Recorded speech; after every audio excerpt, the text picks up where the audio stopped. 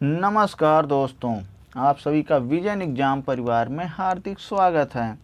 तो दोस्तों, हम लोगों ने करंट रिलेटेड स्टैटिक जीके के प्रश्नों को हल करना शुरू किया था। यह फरवरी माह सीरीज का चौथा वीडियो होगा। अगर आप लोगों ने इससे पहले के वीडियोज को नहीं देखा है तो उन्हें ज़रूर देख लीजिए, क्योंकि आने वाले एग्ज़ाम के दृष्टिकोण से ये काफ़ी महत्वपूर्ण प्रश्न होंगे। और आपको बता दें, इस चैनल पर वीडियो वीकली करंट अफेयर्स की भी प्रोवाइड कराई जा रही हैं, आप लोग उन्हें भी अवश्य देखें। तो आइए दोस्तों, शुरू करते हैं। आज का पहला प्रश्न है, शहरी सहकारी बैंकों को मजबूत करने के लिए आरबीआई समिति का नेतृत्व किसके द्वारा किया जा रहा है। प्रश्न यह है कि जो अर्बन कोऑपरेटिव बैंक्स हैं उनको मजबूत करने के लिए आरबीआई द्वारा एक समिति का गठन किया गया है। उस समिति का अध्यक्ष कौन है या उस समिति का नेतृत्व किसके द्वारा किया जा रहा है। तो इसका राइट आंसर हो जाएगा option number B, N S. Vishwanathan. आप सभी को इसका राइट आंसर याद रखना है। आइए दोस्तों, इसकी व्याख्या देख लेते हैं। भारतीय रिजर्व बैंक आरबीआई ने शहरी सहकारी बैंकों को मजबूत करने के लिए आरबीआई के डिप्टी गवर्नर एन.एस. विश्वनाथन, तो एन.एस. विश्वनाथन आरबीआई के डिप्टी गवर्नर हैं, जिनके नेतृत्व में आरबीआई ने एक समिति का गठन किया है। वो भी किस लिए कि अर्बन कोऑपरेटिव बैंक्स को और मजबूत बनाने के लिए। तो अगला प्रश्न देखते हैं।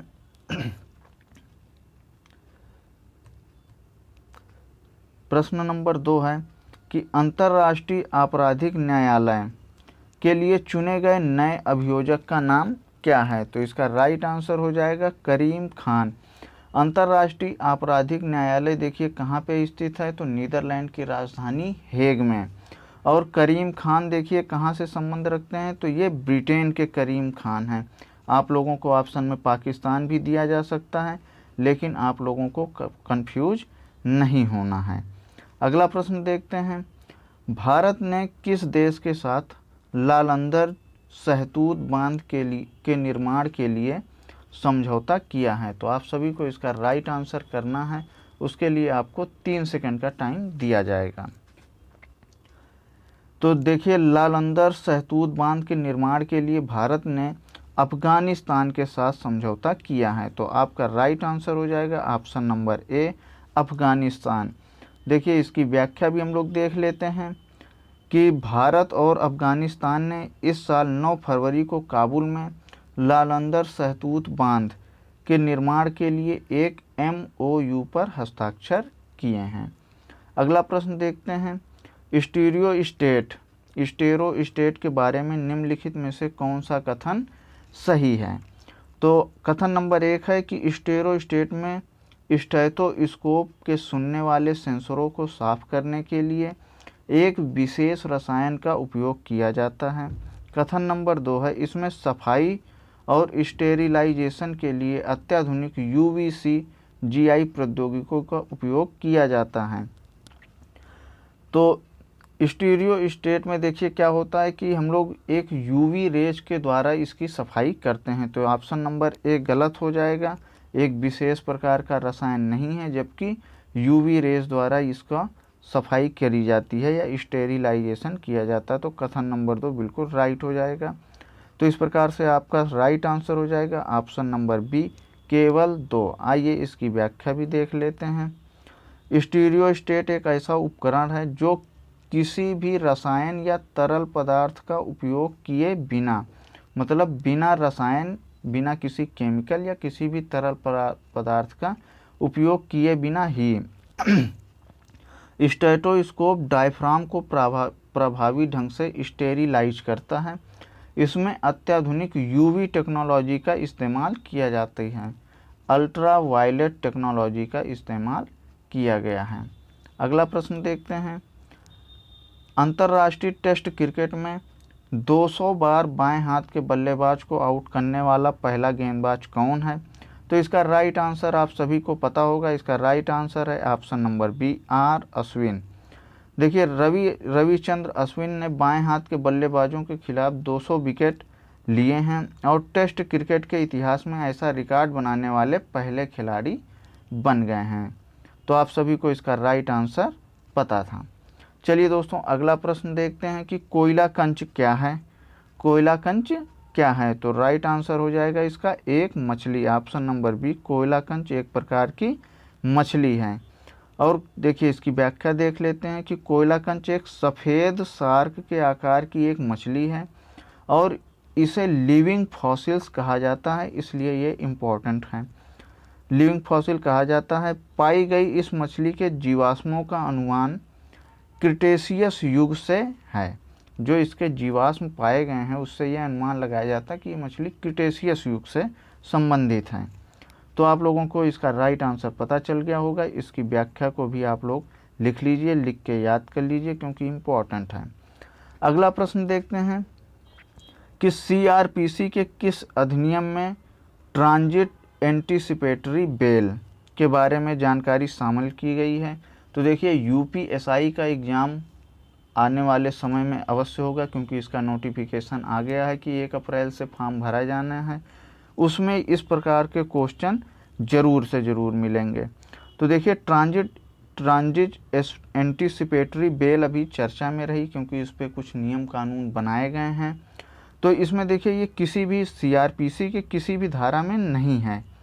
इसमें इस प्रकार से इसका राइट आंसर हो जाएगा ऑप्शन नंबर डी, इनमें से कोई नहीं। सीआरपीसी में देखिए ट्रांजिट एंटीसिपेटरी बेल की कोई अवधारणा नहीं है।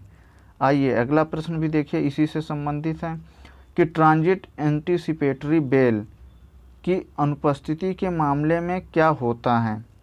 तो देखिए इसमें क्या होता है, तो पुलिस किसी व्यक्ति को उसके गृह नगर या होम टाउन से गिरफ्तार कर सकती है, लेकिन उस व्यक्ति के पास जमानत के लिए आवेदन करने का अवसर है।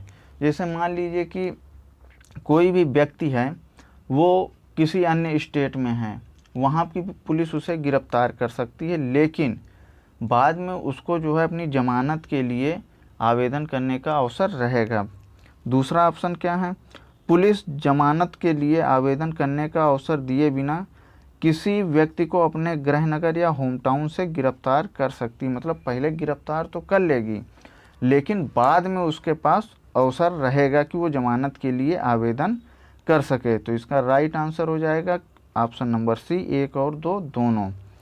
देखिए अब इसका जो है व्याख्या देख लेते हैं कि ट्रांजिट एंटीसिपेटरी बेल के अभाव में किसी अन्य राज्य की पुलिस किसी व्यक्ति को अपने होम टाउन से आवेदन करने का अवसर दिए बिना गिरफ्तार कर सकती है। व्यक्ति के पास एकमात्र विकल्प नियमित जमानत के लिए आवेदन करना होगा और एक बार उस राज्य में ले जाया जाना होगा जहां मामला दर्ज किया गया है। तो आप सभी लोग इसके राइट आंसर को समझ गए होंगे और इसको बिल्कुल ही याद कर लीजिएगा। अगला प्रश्न है कि ट्विटर की उत्पत्ति किस देश में हुई। तो इसका राइट आंसर आप सभी को पता होगा, ऑप्शन नंबर ए, यूएस से। और ट्विटर क्या है, देखिए एक माइक्रो ब्लॉगिंग साइट है। अगला प्रश्न देखते हैं, निम्नलिखित में से टर्टल्स के बारे में सही कथन चुनें।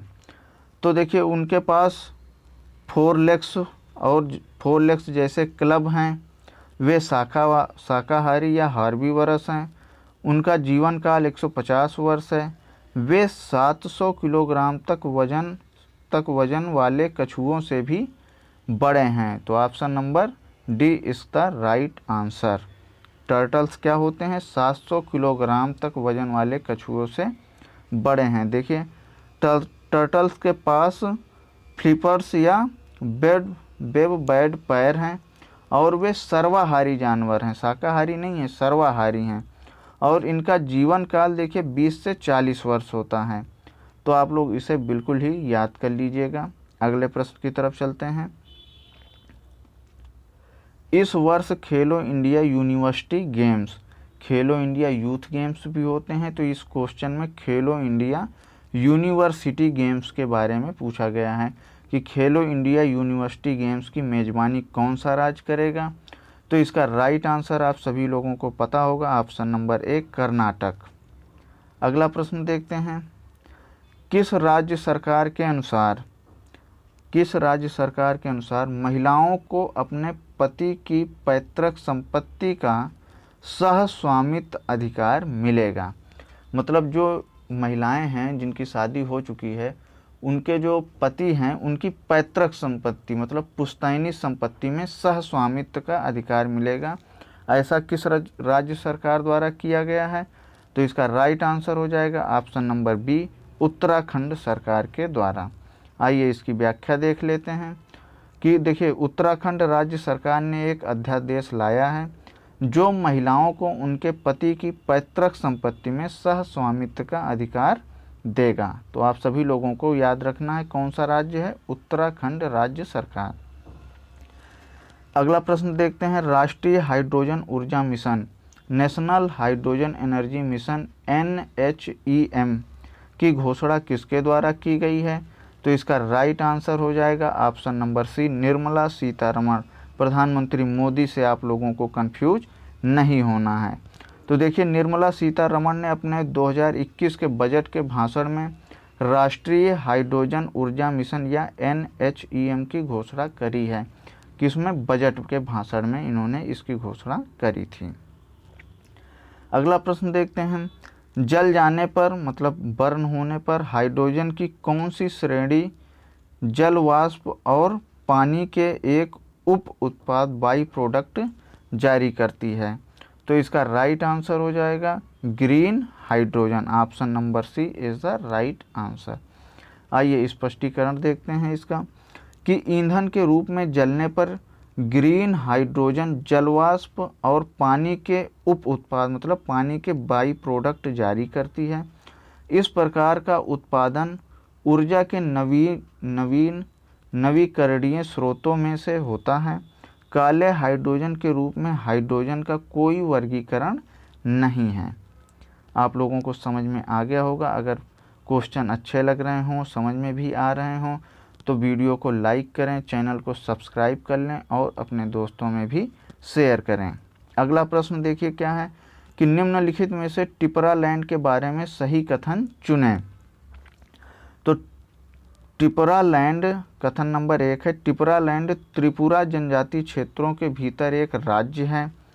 यह IPFT राजनीतिक दल की मांग है। मतलब जो टिपरालैंड है ये एक जनजाति क्षेत्रों का राज्य है और इसकी जो मांग कौन कर रहा है? IPFT राजनीतिक दल की यह मांग है। तो देखिए इसमें करेक्ट हैं दोनों के दोनों। Option number C is the right answer. एक और दोनों करेक्ट हैं। आइए इसका स्पष्टीकरण भी देख लेते हैं। तो टिपरालैंड का गठन जो कि त्रिपुरा जनजाति क्षेत्रों के भीतर एक राज्य है और राजनीतिक एजेंडा है, एक राजनीतिक एजेंडा है। यह भारतीय संविधान के अनुच्छेद 2 और 3 के तहत गठित किया जाना है। इसकी मांग एक राजनीतिक दल स्वदेशी people's front of Tripura IPFT द्वारा की गई है। तो अगला प्रश्न की तरफ अब बढ़ते हैं। फास्टैग से संबंधित अगला प्रश्न देखिए क्या है कि फास्टैग के बारे में सही कथन चुनें। आप लोगों को इसका राइट आंसर पता होगा कि इसमें टोल प्लाजा पर नकद और कैशलेस लेन देन दोनों शामिल हैं, हो सकता है। यह रेडियो फ्रीक्वेंसी आइडेंटिफिकेशन टेक्नोलॉजी पर काम करता है। तो देखिए फास्टैग को इसलिए लाया गया है कि जो टोल प्लाजा पे हम लोग कैश के लेन देन में काफ़ी भीड़ लगती थी, इसी से बचने के लिए, मतलब कैश का लेन देन न हो, आसानी से हम लोग जाएं, वो फास्टैग लगा है, वहाँ पे मशीन स्कैन करेंगी और गाड़ी आगे बढ़ जाएगी। और फास्टैग में जो टोल पे पैसा कटता है वो आपके अकाउंट से कट जाएगा। तो इसलिए नगद वाला जो ऑप्शन है वो गलत हो जाएगा। तो इसलिए कथन 1 गलत है, कथन 2 सही है। तो इसका राइट आंसर हो जाएगा ऑप्शन नंबर बी, केवल 2। अगला प्रश्न देखते हैं। देखिए इसका स्पष्टीकरण भी देख लेते हैं। भारत के सभी प्रमुख राजमार्गों पर टोल प्लाजा पर कैशलेस लेन देन को लागू करने के लिए फास्टैग का उपयोग किया जा रहा है। खाते को रिचार्ज करने के लिए नकद भुगतान किया जा सकता है जो कि फास्टैग से जुड़ा हुआ है। यह रेडियो फ्रीक्वेंसी आइडेंटिफिकेशन टेक्नोलॉजी पर काम करता है। अगला प्रश्न वेरी इंपॉर्टेंट, देखिए क्या है कि प्लास्टिक के कचरे से बनाई जाने वाली पहली सड़क का निर्माण कहाँ किया जा रहा है? तो इसका राइट आंसर हो जाएगा त्रिपुरा। और त्रिपुरा से एक क्वेश्चन अभी थोड़ी देर पहले ही आप लोगों ने पढ़ा होगा, तो वो भी आपको याद होगा। तो देखिए त्रिपुरा ने सड़कों के निर्माण के लिए प्लास्टिक कचरे का उपयोग करना शुरू कर दिया है। वेरी इंपॉर्टेंट क्वेश्चन है दोस्तों, इसे ज़रूर आप लोग याद रखिएगा। अगला प्रश्न है, देखिए किस देश ने हाल ही में महिलाओं को सेना में प्रवेश करने की अनुमति दी है? तो इसका राइट आंसर हो जाएगा ऑप्शन नंबर सी, सऊदी अरब।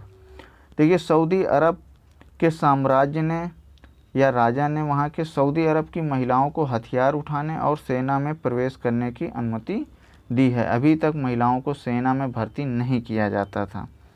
अगला प्रश्न क्या है कि केंद्रीय उत्पाद शुल्क दिवस, सेंट्रल एक्साइज डे के बारे में सही कथन चुनना है।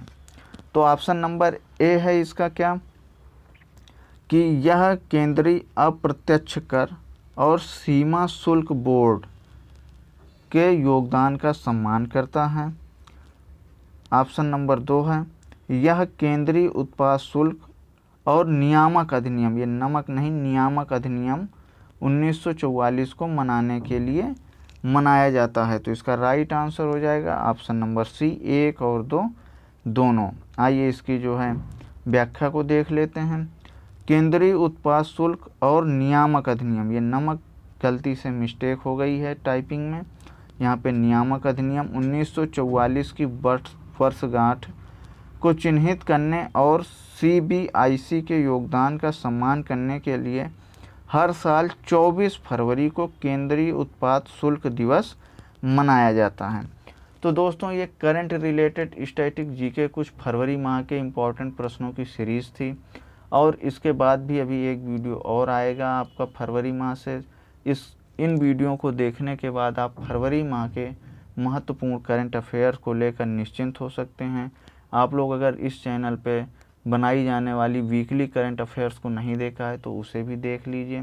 विजन एग्ज़ाम फैमिली से जुड़ने के लिए आप सभी को बहुत बहुत धन्यवाद।